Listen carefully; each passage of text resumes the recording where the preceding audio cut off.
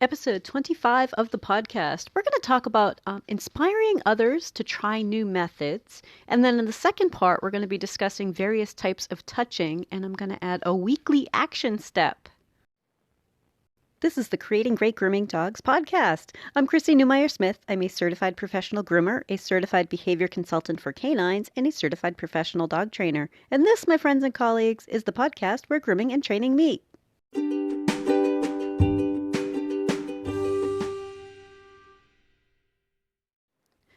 This podcast is for everyone from every corner of the dog world.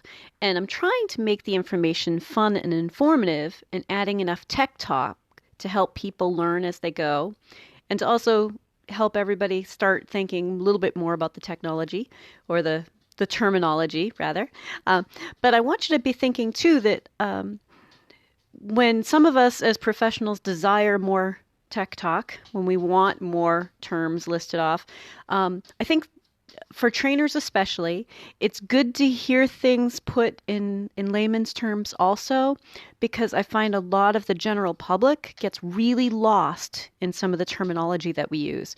So for example, if I say positive reinforcement, most people still kind of are a little bit shaky on what that means. And certainly in my area, at least, I hear people saying negative reinforcement when what they really mean is they yelled at their dog. And they're like, well, it's still negative reinforcement. Like, no, that's not what that is at all, right? So I try to present information for every corner of the dog world. So from owners to people who are new to people who've been, seasoned professionals who might be looking for new ways to explain it to somebody else. But part of that's to get us all on the same page and adding technology and adding terminology as we go. Now, I'm a positive reinforcement trainer. And that doesn't mean I only use positive reinforcement, but that means that I'm not there to scare your dog or hurt your dog.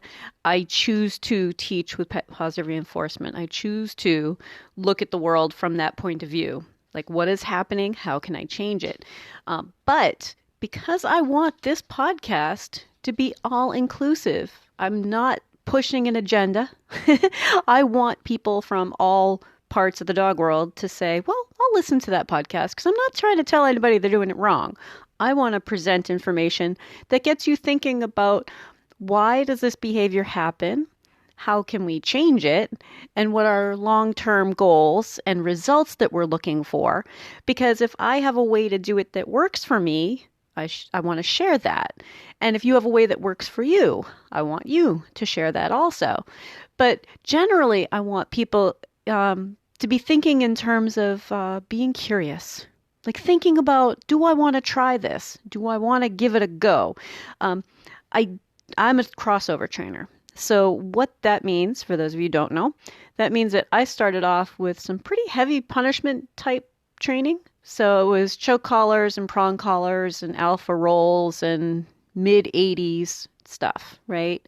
But I was lucky enough to be working with people who were constantly learning more. Like the people around me, because I was only 14, but the adults around me were like, oh, wait, there's another way to do it? Oh, interesting. Tell me more. And so I was lucky enough to be around professionals who were always looking for new ways to do things. And honestly, as someone who has done things in a very different way, what inspired me to try something new was being able to see somebody be really enthusiastic about it and getting results, right? Not somebody telling me, oh, you can't do it that way. That was really, really mean. That's not going to help people to adapt to new information. The way to adapt to new information is someone saying, hey, let me show you this way. So it may seem like for some positive reinforcement trainers that I'm not positive enough. And it may seem to other people that I'm way too positive. But what I try to present is exactly the things that I have learned over time, the things that I continue to learn, and do it in a way that everyone feels welcome here and everyone feels like I'm providing information and not pushing an agenda, because I think that's really, really important. You turn people off very, very quickly if you're pushing an agenda. And I want all of you to know that too, because if you've been listening to the podcast, you are very likely to have, that kind of a curious mind where you're thinking, I want to try something new. And I know for myself, when I worked as a vet tech, when I worked at grooming shops, when I've worked other places, like to be able to say, but I have a different way of doing it. Would you like to try it my way? To be able to try to get people to think more about, oh, wait, there is a different way of doing it. Or to explain to an owner why the long game is important. Like, well, let's teach them to be comfortable with this because that's the long game. That's what's going to make a big difference in your dog's life for the future and make life easier for you, Mr. Jones, happy owner, right? To make life easier. So one of the ways that I do that when I'm actually like in a conversation with someone who's kind of leery, like, I don't know, man, this positive reinforcement thing, I don't really get it. Why can't we just pin them down, get the nails done? It's important to get it done. Using nails again as an example. That's been my example pretty frequently, hasn't it? All right, let's do a different example.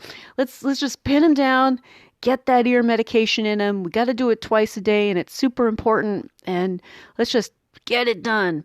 So one of the ways that I approach that, whether it be a customer, whether it be, a colleague, one of the ways I approach that is, all right, well, how long did it take you to force it and get it done? Because I think that if we're used to, as someone who used to force things and get them done, if we're used to forcing it, it probably seems faster to us because it's what we're familiar with.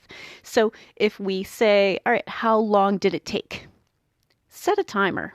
That was one of the ways that I actually changed my own mind, is like, all right, is it a waste of time to spend extra time teaching a dog to be comfortable with it?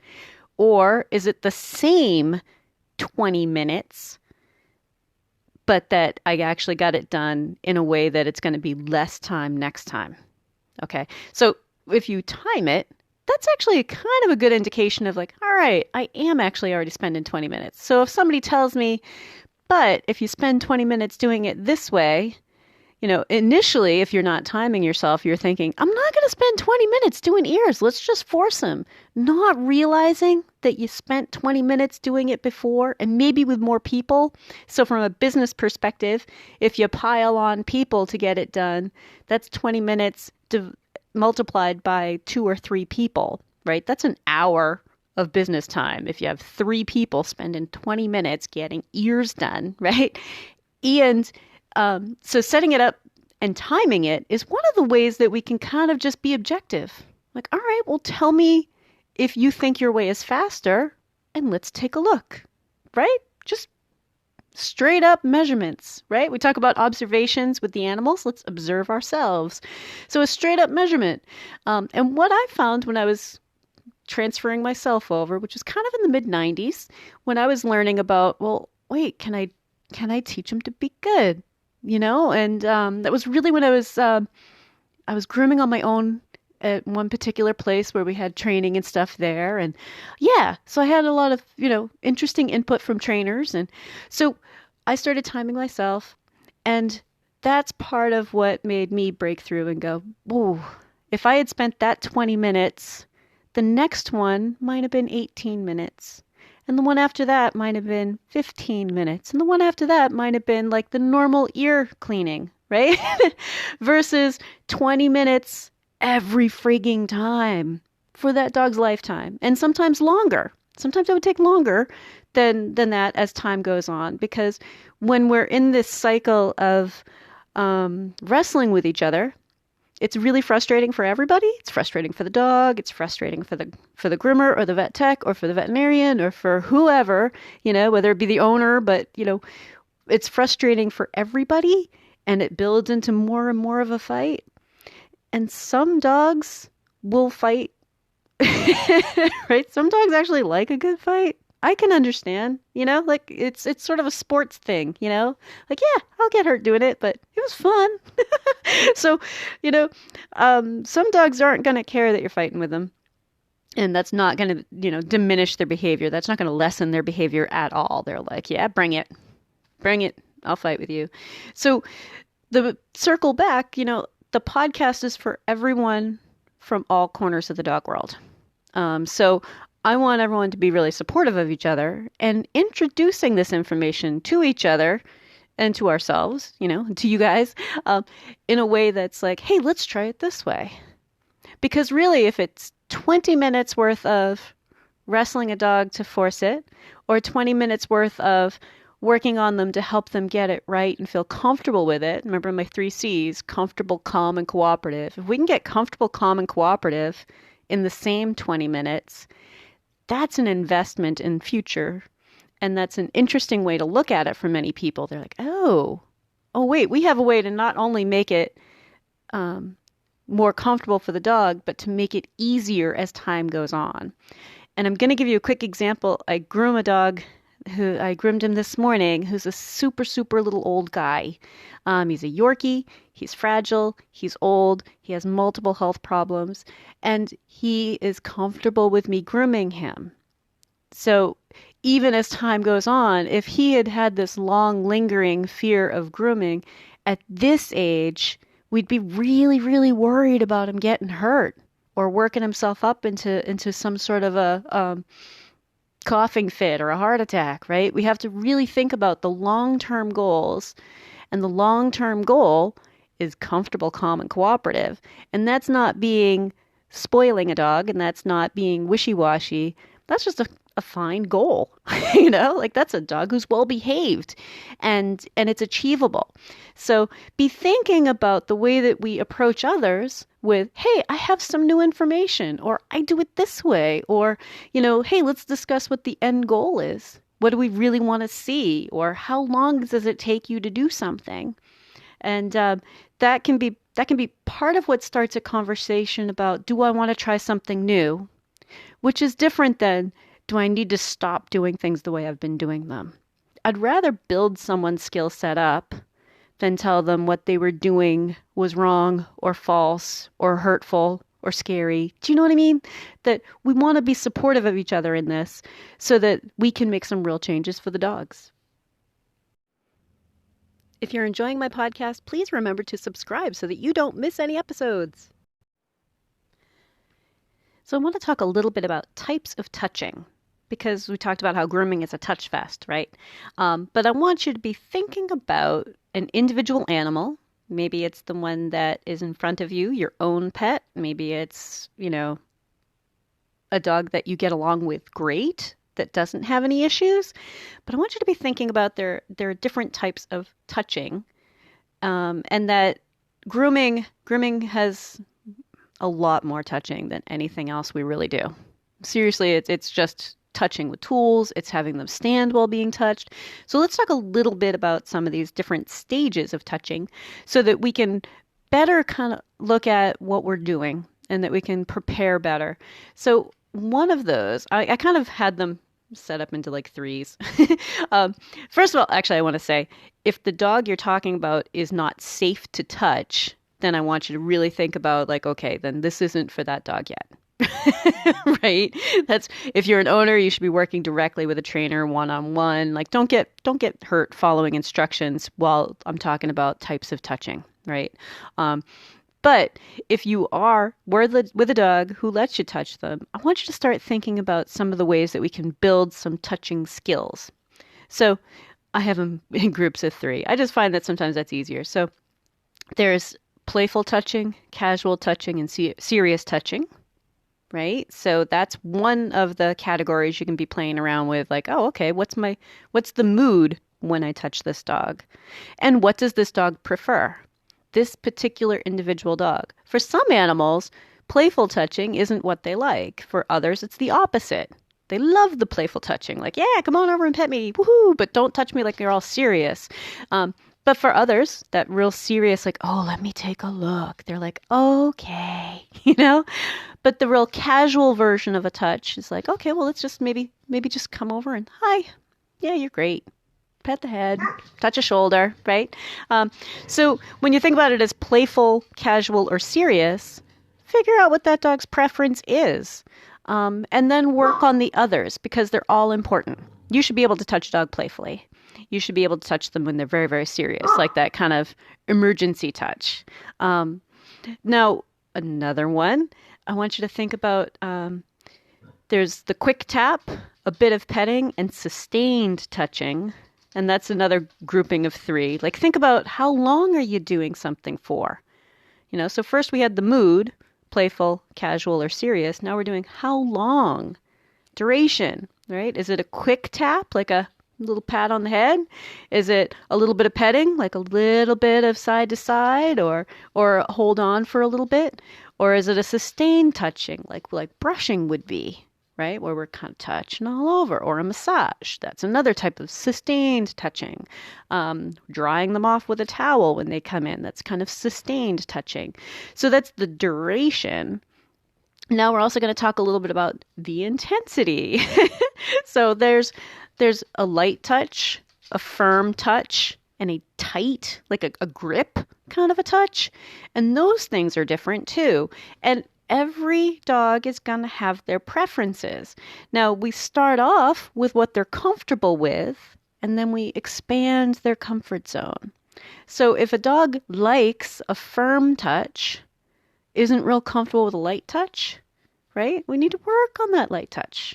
Or isn't really comfortable with being held tight, which is really common. In fact, anytime I ask an owner, because I'm a house call groomer, so if I'm in their house, and anytime I ask an owner to, hey, can you come on up here and just give them some love?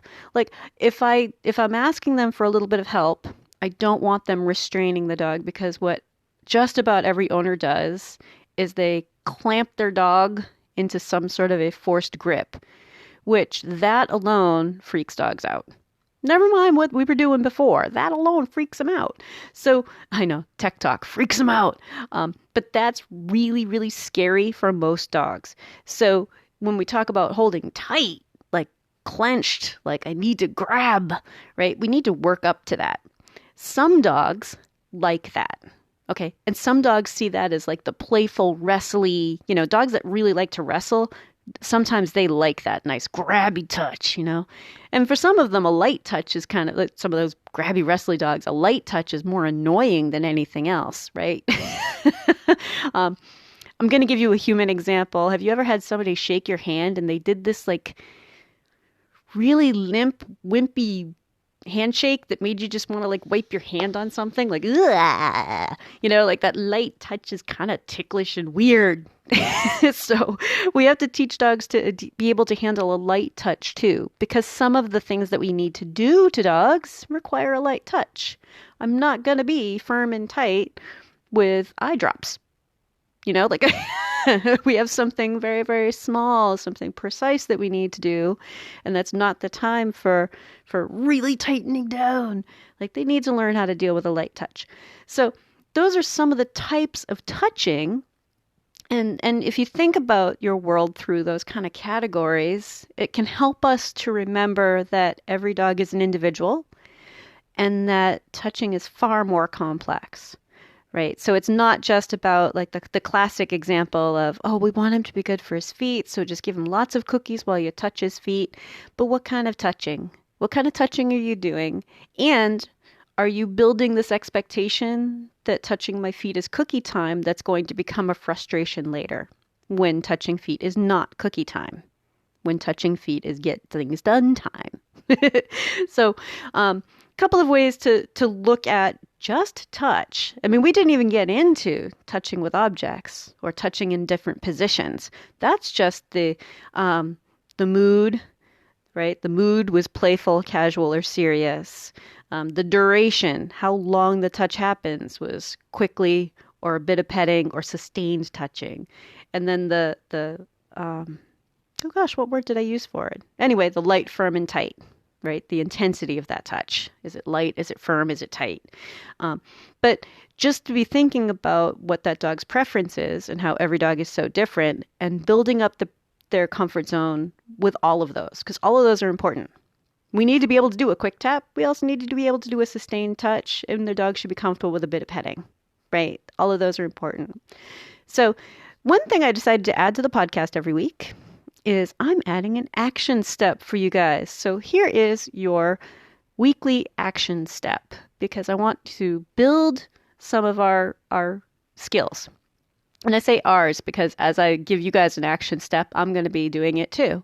So this week, I want your action step to be anytime you have a dog in your hands, I want you to go ahead and at least once check to see if their body is loose with your hand. We talked a little bit about it in a previous podcast about, loose and stiff. We've talked about it a lot, but loose or stiff. Is that dog stiff in your hand or is that dog loose? Because that's how we decide if a dog is comfortable, if a dog is relaxed. It is if we get a little bit of loose motion. So if you're grooming, I would like for you to have a goal of trying to check and see if that dog is loose 3 times. It could be in the bath, it could be on the table, it could be while you're drying, but just check 3 different times. If you're at home with your own dog, check 3 times a day. I mean, it's part of getting a feel for, without using my eyes and without looking at this dog, can I tell if this dog is relaxed or not? So be thinking about that as an action step this week, because next week I'll add another action step, but it'll help us build our experience level on how well we can judge if a dog is relaxed. And also it'll help us build a habit of checking to see if they're relaxed, noticing when they start to stiffen. And some of those signs are very, very subtle. And when we notice the more subtle signs, then dogs don't throw the huge, huge billboard sign at us. So be thinking about that and have a great week and stay curious. If you'd like to talk to me, you can find me through my grooming and training business, happycrittersdogtraining.com, my email, chrissy@happycritters.net, and through the Creating Great Grooming Dogs Facebook page. And we have these awesome devices in our pockets that allow us to do live video with each other. I can help you with the dog on your table. We can set up live lessons, and you may be surprised at how much we can get accomplished together via video. I'm also happy to come to you if you're near my area in southern New Hampshire.